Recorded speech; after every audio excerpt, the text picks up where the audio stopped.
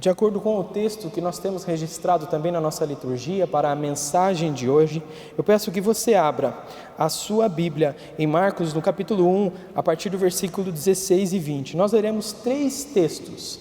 Se você preferir, nós temos impresso estes textos na capa do boletim para que fique mais na mão, para que fique mais à mão, para que você possa ler.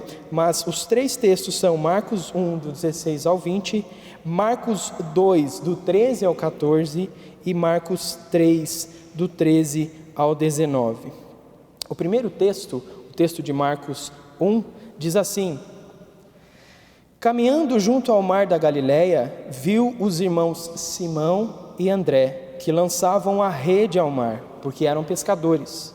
Disse-lhes Jesus: Vinde após mim e eu vos farei pescadores de homens. Então eles deixaram imediatamente as redes e o seguiram. Pouco mais tarde viu Tiago, filho de Zebedeu, e João, seu irmão, que estavam no barco consertando as redes. E logo os chamou, deixando eles no barco a seu pai Zebedeu com os empregados, seguiram após Jesus. O texto de Marcos 2. De novo, saiu Jesus para junto do mar e toda a multidão vinha ao seu encontro. E ele os ensinava. Quando ia passando, viu a Levi, filho de Alfeu, sentado na coletoria e disse-lhe: Segue-me. Ele se levantou e o seguiu. Marcos 3. Depois subiu ao monte e chamou os que ele mesmo quis, e vieram para junto dele. Então designou 12 para estarem com ele e para os enviar a pregar e a exercer a autoridade de expelir demônios.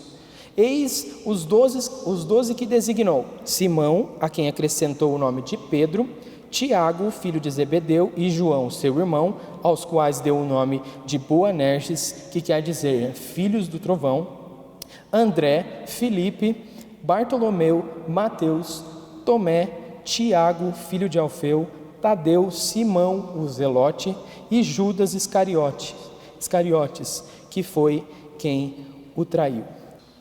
Deus, estamos diante das palavras de vida, nós estamos diante da Tua Palavra e pedimos então que agora o Senhor nos ensine, para que o Senhor clareie para nós aquilo que ainda não está claro, para que o Senhor relembre-nos daquilo que porventura tenha sido esquecido, que o Senhor nos ensine aquilo que ainda não sabemos, mas que o Senhor não deixe que saiamos daqui sem a Tua Palavra, sem o Teu ensinamento, sem o Teu refrigério, pelo poder do Teu Espírito. Use-me, ajude-nos, abra os nossos ouvidos, abra o nosso coração para atentamente ouvir a Tua Palavra. Em nome de Jesus nós oramos. Amém. Irmãos, imagine que você fosse construir uma casa, por exemplo. De repente uma casa bem grande, uma casa cheia de cômodos, uma casa com muitos quartos, com muitos jardins e tudo mais. Você provavelmente iria procurar bons especialistas ou bons profissionais que trabalhassem em cada uma dessas áreas a fim de que saísse um trabalho adequado. Você tem um plano em mente, você tem um projeto e você quer que aquele projeto se materialize. Então você vai atrás dos mais qualificados. Mas imagine mais ainda, algo superior. Imagine que você é um rei e você vai atrás de súditos, soldados, generais, coronéis e todos aqueles que podem ajudar numa batalha, por exemplo, ou conselheiros. Então você vai em busca daqueles que podem ajudar a você a construir aquele reino e consolidá-lo. E qualquer batalha que tiver, você pode lutar e ter uma relativa certeza de vitória de repente, ou pelo menos sabe que dá para sair para a guerra. Imagine que você é esse tipo de rei. Você provavelmente escolheria a dedo, qualificação por qualificação, as melhores pessoas. Acontece que isso é o que nós faríamos e é certo que nós devemos fazer todas as coisas organizadamente e da melhor forma possível e com os melhores funcionários, profissionais da área para que aquilo que a gente quer saia. de fato, mas Jesus Cristo, o Rei dos Reis, o nosso Senhor, traz o reino e Ele anuncia que é chegado o reino de Deus. E uma das primeiras coisas que Ele faz, logo depois de pregar o Evangelho em algumas aldeias, ensinar alguns, é escolher aqueles que Ele ensinará para que dê sequência, então, no trabalho do seu reino. Mas o que nos surpreende é que Jesus Cristo começa procurando homens improváveis. E não só isso, mas homens que nem uma boa imagem tinham na sociedade, inclusive. E Jesus passa pelas aldeias, passa pelas localidades e agora começa a chamar alguns homens. Você vê na primeira leitura, por exemplo, que ele está na região da Galileia, porque o seu ministério começou naquela região. Depois de anunciar o reino, ele agora chama, ele vê Simão e Pedro pescando. E eles não estavam pescando por hobby, eles não estavam pescando, não é uma pesca esportiva, eles não estavam esfriando a cabeça pescando num lazer, eles eram pescadores. Isso mostra-nos que esse era o ganha-pão deles, esse era o trabalho deles. E o que acontece é que o evangelista Marcos nos mostra que eles foram chamados pelo Senhor. O Senhor Jesus passa por ali e apenas dá uma ordem, segundo o registro: vinde, segui-me, e eu vos farei pescadores de homens. E então aqueles homens seguem a Jesus. Pescadores, 2 pescadores, logo de início, saem para servir o Rei dos Reis, aquele que trouxe o reino, aquele que trouxe e manifestou o reino de Deus. Nós continuamos ainda e vemos que no dia seguinte, eles passaram ali a questão de um dia com Jesus. Então, outra vez, nós temos que Jesus busca mais seguidores. No dia seguinte, estava João outra vez na companhia de 2 dos seus discípulos. Nós temos João Batista, registrado isso no Evangelho segundo João, tinha 2 discípulos. Esses discípulos estavam junto dele e ouviram as palavras de João Batista dizendo: eis o Cordeiro de Deus, eis o Cordeiro de Deus. É Ele quem tira o pecado do mundo, nós temos registrado no Evangelho de João. Esses 2 discípulos, ouvindo o que João Batista falava acerca de Jesus, eles então seguiram a Jesus e perguntaram para ele aonde o Senhor assiste, aonde o Senhor está morando, aonde o Senhor habita. E Jesus disse para que eles fossem e vissem então.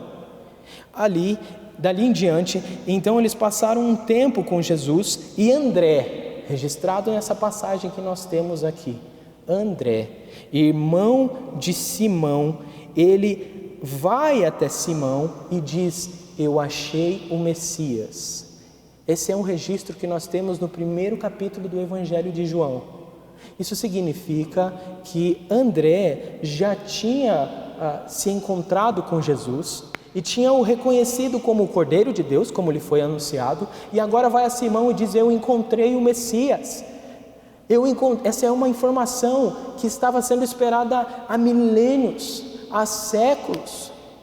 E agora o Messias chegou e ele diz: eu encontrei o Messias. Mas no registro de Marcos nós temos que Jesus está passando pela Galileia e então encontra André e Simão pescando. E agora os chama para ser pescadores de homens e eles atendem prontamente, eles atendem imediatamente à voz do seu Senhor. 1 ano provavelmente tinha se passado entre o encontro de André com Jesus, quando soube onde que ele habitava, e o tempo onde Jesus chamou André e Simão para serem pescadores de homens, para serem seus discípulos. Então nós temos um registro no livro de Marcos, mais um deles, que mostra que Jesus continuou a sua busca por homens improváveis, por homens para estabelecer o seu reino. É isso que nós temos na segunda passagem que nós lemos, o chamado de Levi. Acompanhe na sua Bíblia.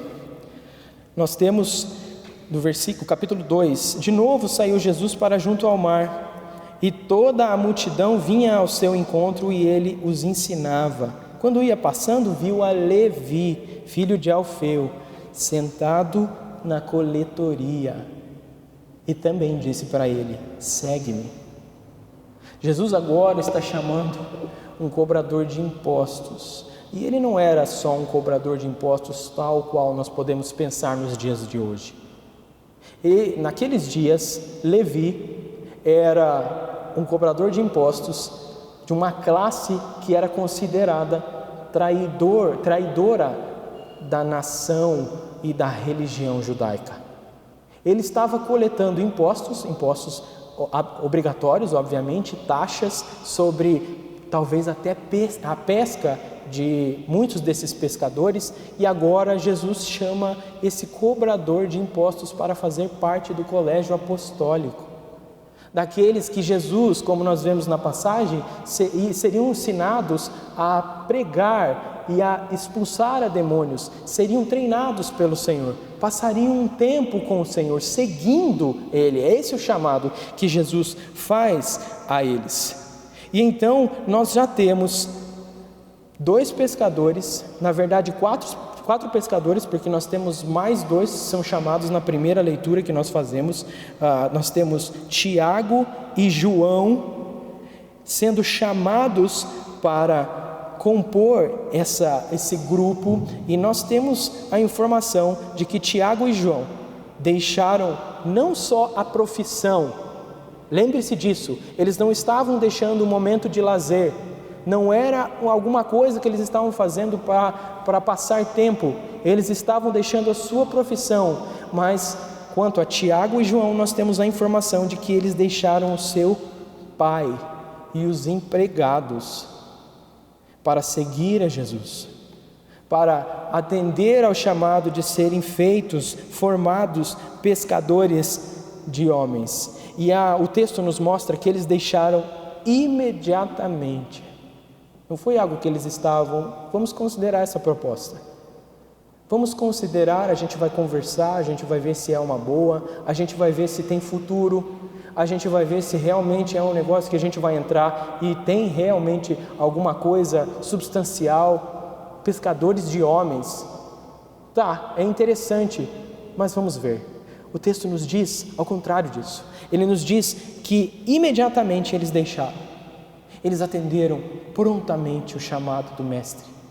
Eles atenderam prontamente o chamado do Rei dos Reis. E nós vemos que Jesus diz: vinde após mim. Mesmo que eles sejam corajosos, mesmo que eles tenham sido homens de coragem, no sentido de atender um chamado como esse, crendo no chamado de Jesus, nós precisamos focar no fato de que é Jesus que tem o poder de alcançar o coração desses homens.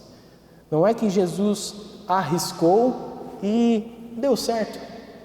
Jesus não fez estas coisas. Jesus alcançou o coração deles. Jesus os chamou de modo infalível, de modo que eles não resistiriam e não resistiram.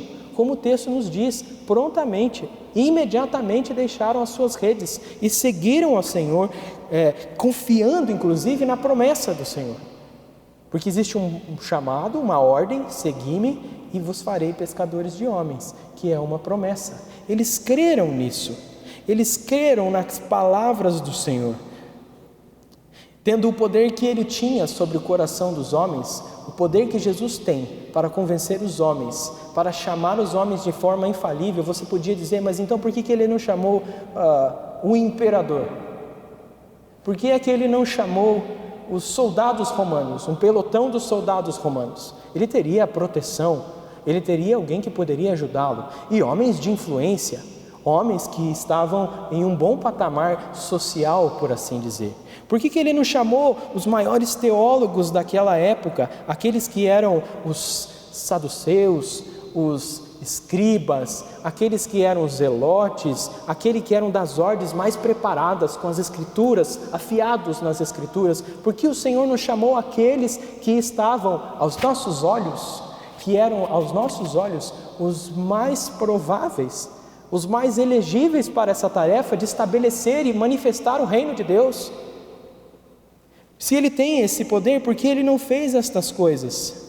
Ele podia ter chamado qualquer um.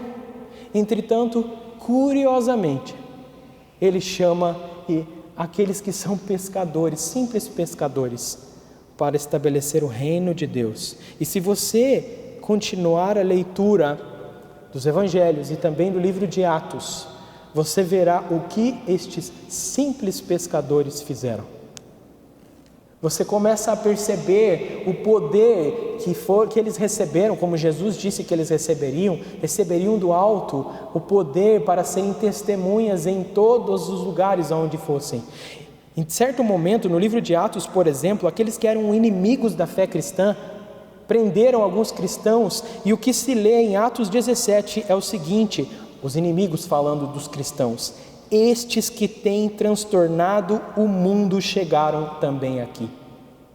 Alguns anos depois da ascensão de Cristo, nós temos avaliações como essa acerca dos simples pescadores, daqueles homens simples. Não significa que Deus não chama aqueles que têm uma posição determinada, que são ricos ou que são influentes ou que são preparados. O caso do apóstolo Paulo é um caso que nós podemos trazer à tona.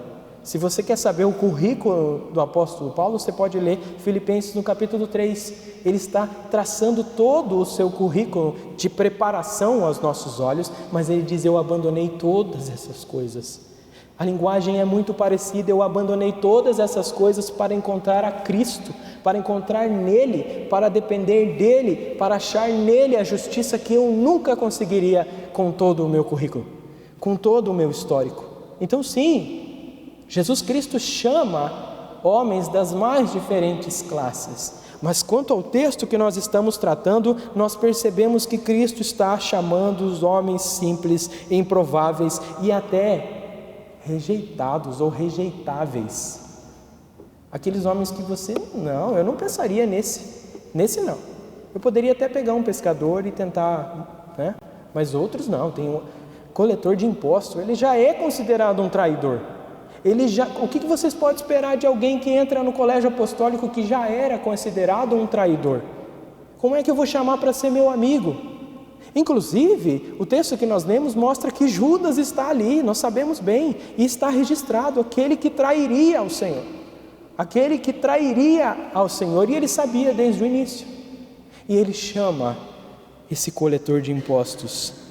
Quando algumas autoridades, em Atos também, prenderam a Pedro e João, depois de que esses dois curaram um coxo na porta do templo, eles interrogaram estes homens. E o que eles diziam é que esses homens não tinham gramática. Você não vai encontrar essa palavra lá, mas o que eles estão dizendo, esses homens são iletrados. Iletrados pode ser traduzido por sem gramática.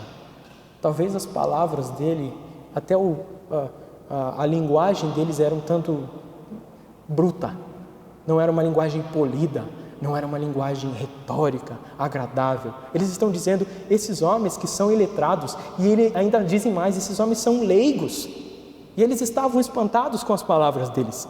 Mas uma coisa eles tiveram que admitir, e está registrado em Atos capítulo 4, eles haviam estado com Jesus. Eles tiveram de admitir, esses homens não têm gramática, esses homens são leigos, esses homens, e o termo no original é idiota. Idiota como sendo um leigo, como sendo aquele que não tem cultura, aqueles homens que não têm classe, aqueles homens que eu estou abismado com o que eu estou ouvindo, você poderia dizer, porque esses homens não têm estudo, por exemplo. Mas eles admitiram, nós reconhecemos que esses homens estavam com Jesus. E é isso que é ser discípulo de Jesus. E Jesus chamou eles para ser discípulos, para pregarem a palavra de Deus. Jesus escolheu então simples pescadores para lançarem o fundamento da igreja. Irmãos, vocês já pararam para pensar que vocês, eu e toda a igreja cristã, nós somos fruto do trabalho de simples pescadores. Não do trabalho deles em si, mas foram instrumentos que Deus usou. Não foram grandes filósofos com as maiores orações e oratórios e retórica que se podia encontrar na época, e podia se encontrar na época, muitos desses homens. Mas o Senhor chamou simples pescadores para lançarem o fundamento da igreja, a instituição, preste atenção, a instituição mais gloriosa da terra, a instituição mais gloriosa dessa terra, aquela instituição cujas portas do inferno, cujas portas da morte não podem vencer e nem prevalecer. Esta igreja foi construída pelo Senhor, mas com instrumentos tais como pescadores, como homens iletrados, incultos, leigos. Nós que recitamos o chamado credo apostólico, por exemplo, no início desse culto, nós temos uma herança que foi formulada na igreja antiga sobre os ensinamentos dos apóstolos. Hoje mesmo nós podemos dizer que nós declaramos a mesma fé que os apóstolos ensinaram, os homens pescadores ensinaram, amando de Jesus. Mas nós estamos vendo como o Senhor e quem o Senhor escolheu. Ainda mais podemos ver acerca dos seguidores de Jesus. Nós vemos que eles eram os chamados, nós temos entre eles o chamado zelote. Zelote era uma classe religiosa daquela época, que muitas vezes eles empreendiam alguns tipos de rebeldia ou algum tipo de invasiva contra o governo ou contra o império daquela época, se rebelando contra o governo deles, porque eles entendiam que o reino de Deus deveria ser estabelecido. Eles tinham uma motivação religiosa. Os zelotes queriam que o reino de Deus chegasse, mas eles empreendiam vários ataques, vários confrontos com o Império Romano, buscando então estabelecer o reino de Deus, se desvencilhar da opressão e da tirania daquela época. Jesus chama um desses, um dentre os revolucionários, se é que eu posso usar essa palavra, um destes que era alguém que estava pronto para então entrar na briga se fosse preciso para estabelecer o reino. Quem não quer alguém assim? Quando você quer um trabalho, você quer alguém animado, alguém que esteja engajado. Jesus tem um desse, mas esse tinha uma visão, ou podia compartilhar de uma visão que era diferente da forma como Jesus mesmo estabeleceria seu reino. Não era pela força, não era pela violência, não era por comida, não era com comida. O reino de Deus não é comida, não é deste mundo. Jesus ensinou em alguns momentos do seu ministério, mas um entre eles era um desses que fazia parte desse grupo, que estava pronto. O que nós podemos ver, irmãos, é que Jesus Cristo, decide chamar 12 homens distintos entre si.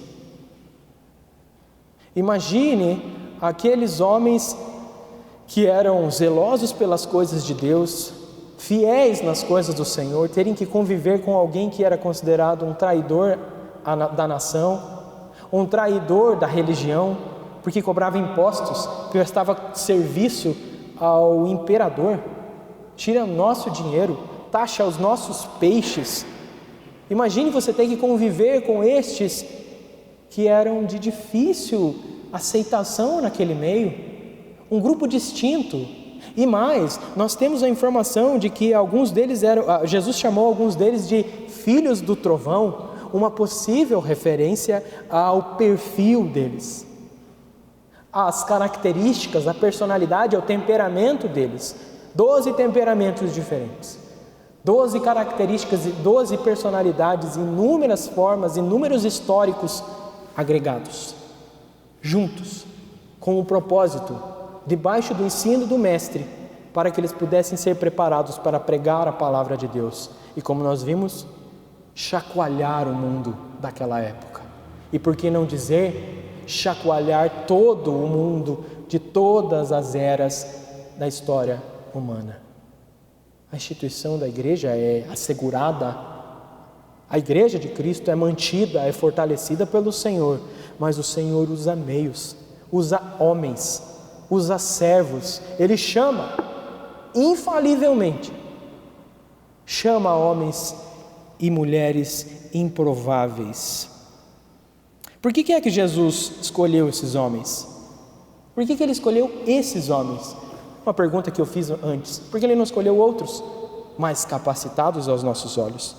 Por que é que Jesus fez as coisas dessa forma?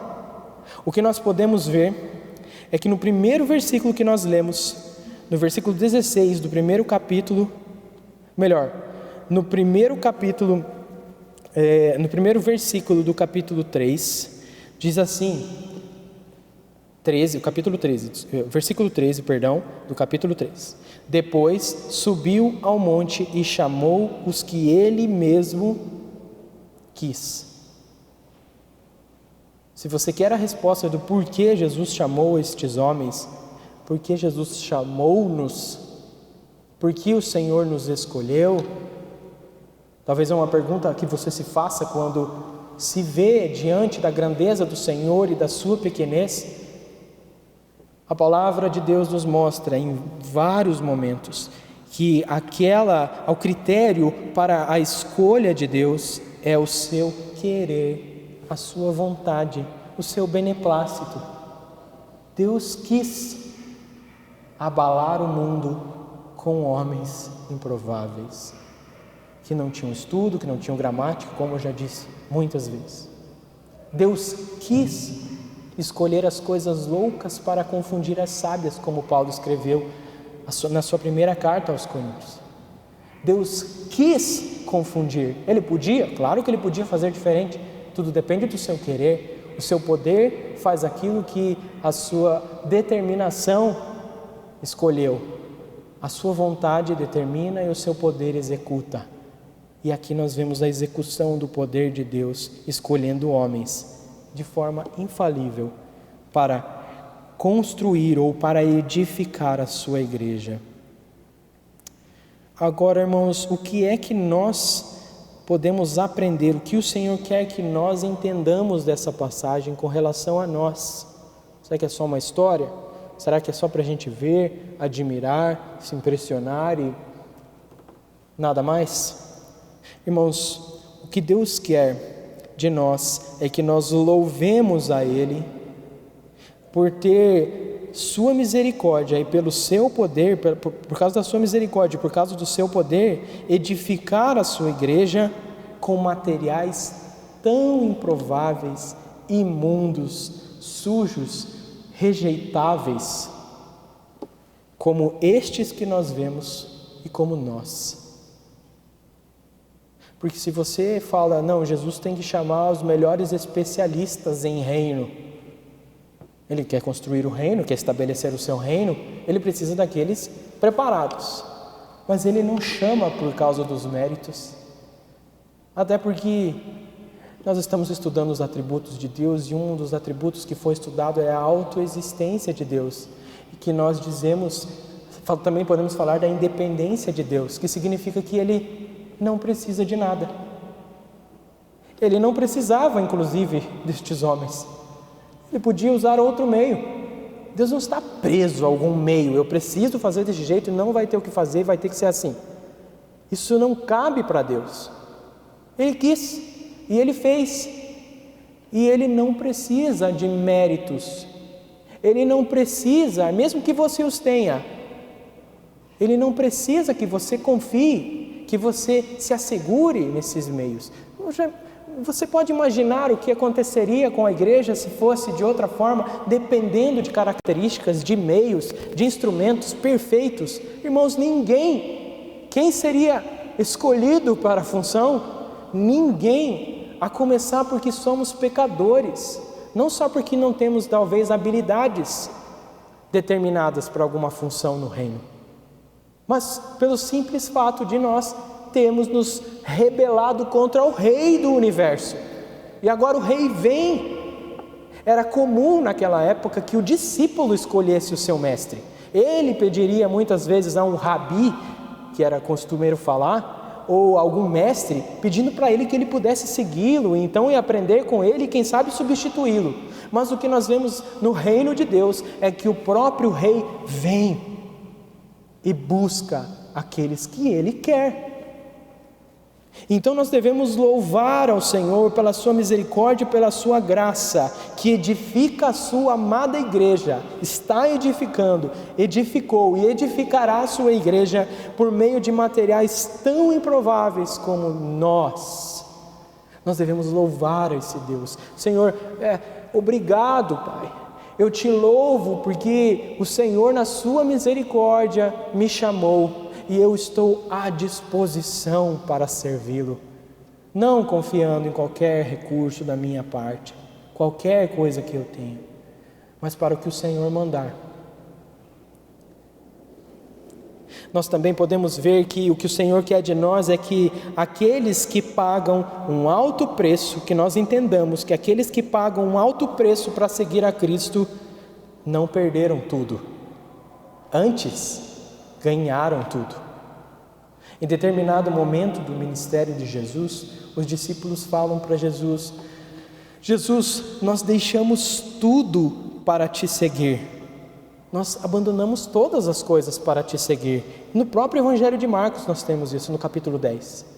E Jesus responde para eles o seguinte: em verdade vos digo que ninguém há que tenha deixado casa, ou irmãos, ou mãe, ou pai, ou filhos, ou campos, por amor de mim e por amor do Evangelho, que não receba, já no presente, o cêntuplo de casas, irmãos, irmãs, mães, filhos e campos, com perseguições, e no mundo por vir, a vida eterna.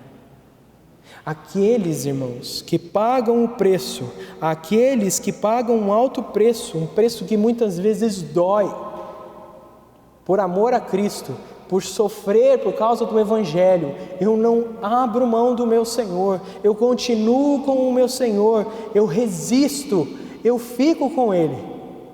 Aqueles que pagam altos preços, sendo abandonados ou tendo de abandonar alguma coisa ou alguém, por mais importante que seja, nesta terra, nós somos certificados de que nós não perdemos tudo. Em lugar disso, nós ganhamos tudo. Tudo que dizemos perder, ganhamos. E ainda no mundo por vir temos a vida eterna. O Senhor nos certifica disso. Ele nos dá uma promessa e uma garantia. E nós caminhamos e somos confortados e consolados por isso. Repito, não é algo fácil, não é algo que é simples de você tratar. Você precisar, de repente, ser abandonado da sua casa por causa de Cristo, porque você decidiu seguir a Cristo.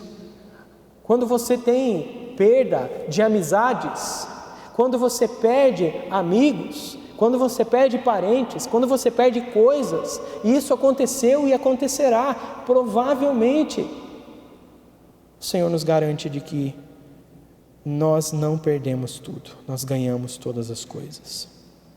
Outra coisa que o Senhor quer que nós aprendamos com essa passagem é que ao ouvir o chamado do Mestre,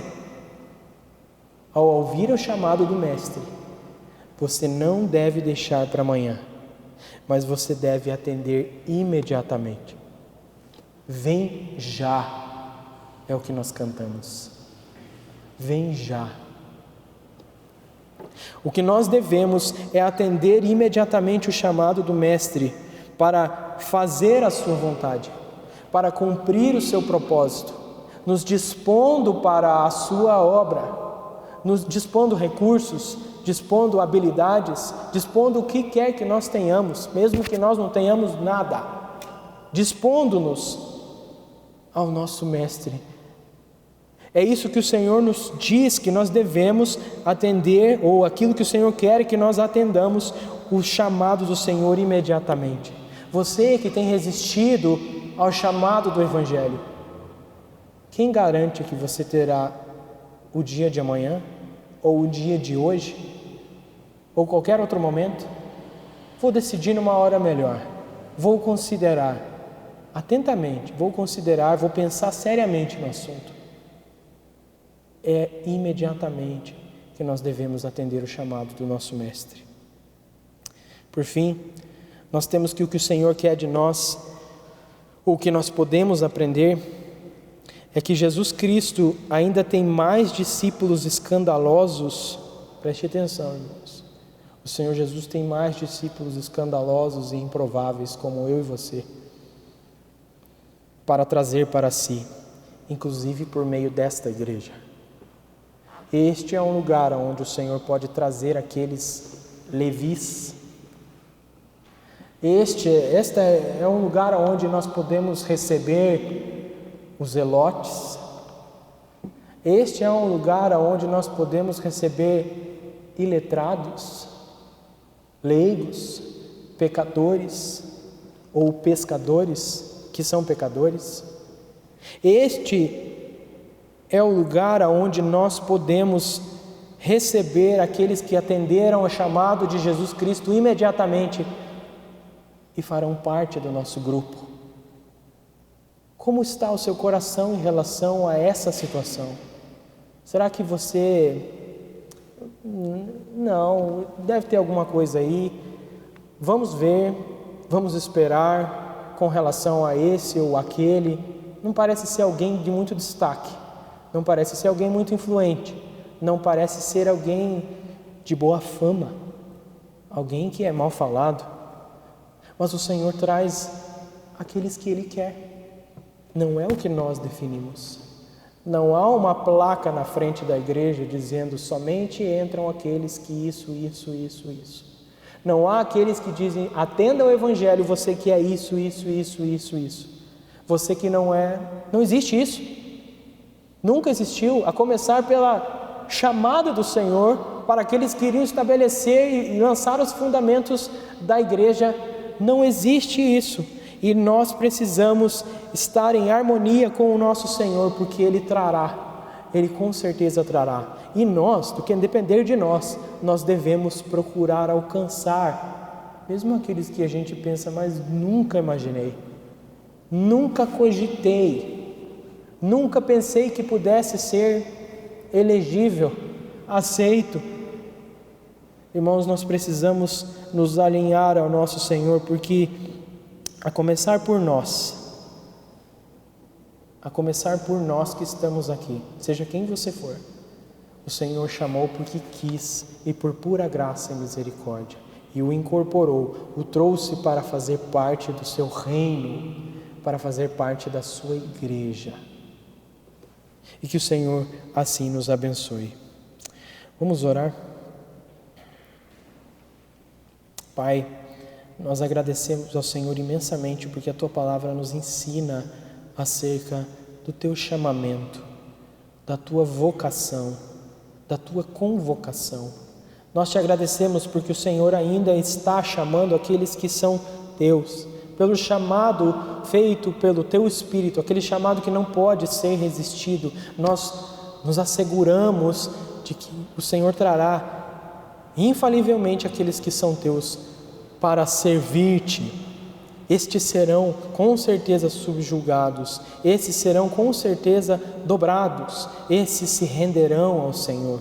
Isso nos traz alegria, assim como nós, o Senhor nos chamou, assim como nós que estamos aqui, o Senhor nos trouxe, o Senhor nos convocou, o Senhor nos chamou e atendemos o Teu chamado.